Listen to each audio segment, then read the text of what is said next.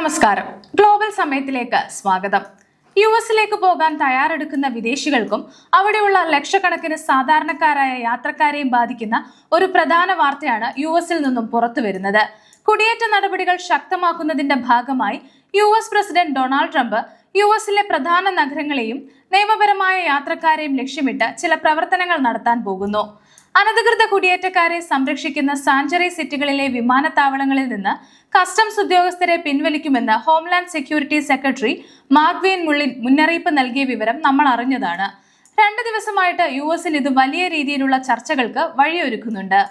ട്രംപിന്റെ പുതിയ കുടിയേറ്റ നയങ്ങൾ യുഎസിലെ നിയമപരമായ കുടിയേറ്റക്കാരെയും വിനോദസഞ്ചാര മേഖലയെയും വ്യോമയാന രംഗത്തെയും എങ്ങനെ ബാധിക്കുമെന്നാണ് നമ്മൾ ഇന്ന് നോക്കുന്നത്.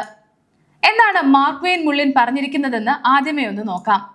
ട്രംപ് ഭരണകൂടത്തിന്റെ കുടിയേറ്റ വിരുദ്ധ നയങ്ങളോട് സഹകരിക്കാത്ത നഗരങ്ങളിലെ വിമാനത്താവളങ്ങളിൽ നിന്ന് കസ്റ്റംസ് ഇമിഗ്രേഷൻ ഉദ്യോഗസ്ഥരെ പിൻവലിക്കുന്ന കാര്യം തങ്ങളുടെ സജീവ പരിഗണനയിലുണ്ടെന്നാണ് മുള്ളിൻ പറഞ്ഞിരിക്കുന്നത്. യുഎസ് ട്രാവൽ അസോസിയേഷനുമായി നടത്തിയ ഒരു സ്വകാര്യ കൂടിക്കാഴ്ചയിലാണ് ഹോംലാൻഡ് സെക്യൂരിറ്റി സെക്രട്ടറി മാർക്വീൻ മുള്ളിൻ ഈ കടുത്ത തീരുമാനം അറിയിച്ചത്. എന്നാൽ ഈ തീരുമാനം നടപ്പിലാക്കിയാൽ ഉണ്ടാകാൻ പോകുന്നത് വലിയ ബുദ്ധിമുട്ടുകൾ ആയിരിക്കുമെന്നാണ് വിദഗ്ധർ മുന്നറിയിപ്പ് നൽകിയിരിക്കുന്നത്.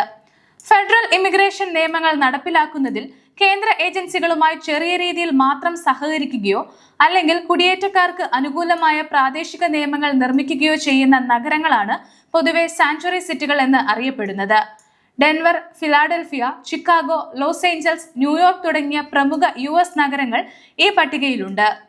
New York, Chicago, Los Angeles, Denver, Philadelphia തുടങ്ങിയ പ്രധാന നഗരങ്ങളിൽ തന്നെയാണ് ഇന്ത്യക്കാർ ഉൾപ്പെടെയുള്ള നിരവധി വിദേശികൾ താമസിക്കുന്നതും. ഈ നഗരങ്ങളിലെ വിമാനത്താവളങ്ങളിൽ നിന്ന് കസ്റ്റംസ് ഉദ്യോഗസ്ഥരെ പിൻവലിച്ചാൽ അവിടെ അന്താരാഷ്ട്ര വിമാനങ്ങൾക്ക് ലാൻഡ് ചെയ്യാൻ കഴിയില്ല. ഉദാഹരണത്തിന്, നിങ്ങൾ നാട്ടിൽ നിന്നും യുഎസിലെ ന്യൂയോർക്കിലേക്ക് ടിക്കറ്റ് എടുത്ത് യാത്ര ആരംഭിക്കുമ്പോൾ നിങ്ങളുടെ വിമാനം ന്യൂയോർക്കിൽ ഇറങ്ങാതെ തൊട്ടു മുമ്പ് മറ്റേതെങ്കിലും സംസ്ഥാനത്തുള്ള വിമാനത്താവളത്തിലേക്ക് തിരിച്ചുവിട്ടാൽ എന്തായിരിക്കും അവസ്ഥ? പ്രായമായ മാതാപിതാക്കളുമായി യാത്ര ചെയ്യുന്നവർ, കുട്ടികളുള്ള കുടുംബങ്ങൾ, അടിയന്തര ആവശ്യങ്ങൾക്കായി പോകുന്നവർ എന്നിവരെല്ലാം മണിക്കൂറോളം മറ്റ് വിമാനത്താവളങ്ങളിൽ കുടുങ്ങേണ്ടി വരുമെന്നാണ് വിദഗ്ധർ പറയുന്നത്. അവിടെ ഇറങ്ങി വീണ്ടും ആഭ്യന്തര വിമാനങ്ങളിലോ ട്രെയിനിലോ റോഡ് മാർഗമോ വേണം നിങ്ങൾക്ക് നിങ്ങളുടെ സംസ്ഥാനങ്ങളിലേക്ക് എത്താൻ. ഇത് യാത്രക്കാരുടെ സമയവും പണവും മാനസികാരോഗ്യവും പൂർണ്ണമായി തകർക്കുമെന്നാണ് വിദഗ്ധർ പറയുന്നത്. ഇത് വിമാന കമ്പനികൾ ടിക്കറ്റ് നിരക്കുകൾ കുത്തനെ ഉയർത്താനും കാരണമാക്കിയേക്കും. ഇത് ജനങ്ങളെ മാത്രമല്ല യുഎസിലെ വ്യോമയാന മേഖലയെയും ബാധിക്കും. അത് എങ്ങനെയാണെന്ന് നോക്കാം. ഈ നിയമം നടപ്പിലായാൽ അത് വിമാന കമ്പനികൾക്ക് മേൽ ഏൽപ്പിക്കുന്ന ആഘാതം ചെറുതല്ല. Airlines four America, US travel association തുടങ്ങിയ വലിയ സംഘടനകൾ ഇതിനകം തന്നെ കടുത്ത ആശങ്ക രേഖപ്പെടുത്തി കഴിഞ്ഞു. അന്താരാഷ്ട്ര സർവീസുകൾ പെട്ടെന്ന് റദ്ദാക്കേണ്ടി വരുന്നത് വിമാന കമ്പനികൾക്ക് കോടിക്കണക്കിന് ഡോളർ നഷ്ടം വരുത്തും. വിമാനങ്ങളുടെ റൂട്ടുകൾ മാറ്റുക, യാത്രക്കാർക്ക് നഷ്ടപരിഹാരം നൽകുക, ലാൻഡിംഗ് ഫീസുകളിലെ മാറ്റം എന്നിവ വ്യോമയാന മേഖലയെ വലിയ സാമ്പത്തിക പ്രതിസന്ധിയിലേക്ക് തള്ളിവിടും. ടൂറിസം മേഖലയെ ആശ്രയിച്ച് ജീവിക്കുന്ന ലക്ഷക്കണക്കിന് സാധാരണക്കാരായ ഹോട്ടൽ ജീവനക്കാർ, ടാക്സി ഡ്രൈവർമാർ എന്നിവരുടെ വരുമാനത്തെയും ഇത് നേരിട്ട് ബാധിക്കുമെന്ന് അധികാരികൾ പറഞ്ഞു. ട്രംപ് ഭരണകൂടത്തിലെ ട്രാൻസ്പോർട്ടേഷൻ സെക്രട്ടറിയായ സീൻ ഡഫി ഈ നീക്കത്തെ ശക്തമായി എതിർത്തിട്ടുണ്ട്. വിമാന സർവീസുകൾ രാഷ്ട്രീയ ആവശ്യങ്ങൾക്കായി ബലി കൊടുക്കേണ്ട ഇടമല്ലെന്ന് അദ്ദേഹം മുന്നറിയിപ്പ് നൽകി.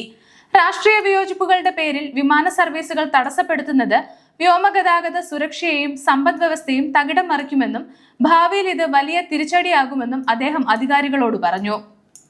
യാത്രക്കാരുടെ ദുരിതത്തിന് പുറമെ സാധാരണക്കാരെ ബാധിക്കുന്ന മറ്റൊരു പ്രധാന പ്രശ്നം ചരക്ക് നീക്കമാണ്. കസ്റ്റംസ് ഇല്ലാതാകുന്നതോടെ വിദേശത്തു നിന്നുള്ള മരുന്നുകൾ, നിത്യോപയോഗ സാധനങ്ങൾ, മറ്റ് സാങ്കേതിക ഉപകരണങ്ങൾ എന്നിവയുടെ വരവ് നിലയ്ക്കും. ഇത് വിപണിയിൽ സാധനങ്ങളുടെ വിലക്കയറ്റത്തിന് കാരണമാക്കിയേക്കുമെന്നും സാധാരണക്കാരന്റെ കുടുംബ ബജറ്റിനെ നേരിട്ട് ബാധിക്കുകയും ചെയ്യുമെന്നും അധികാരികൾ പറയുന്നു. ട്രംപ് ഭരണകൂടത്തിന്റെ ഈ നീക്കം അത്ര എളുപ്പമല്ല എന്നാണ് വിദഗ്ധർ പറയുന്നത്. മുമ്പ് ഡൊണാൾഡ് ട്രംപിന്റെ ആദ്യ ഭരണകാലത്തും ഇത്തരത്തിൽ സാഞ്ചുറി സിറ്റികൾക്കുള്ള ഫണ്ടുകൾ തടഞ്ഞുവെക്കാൻ ശ്രമം നടത്തിയിരുന്നു.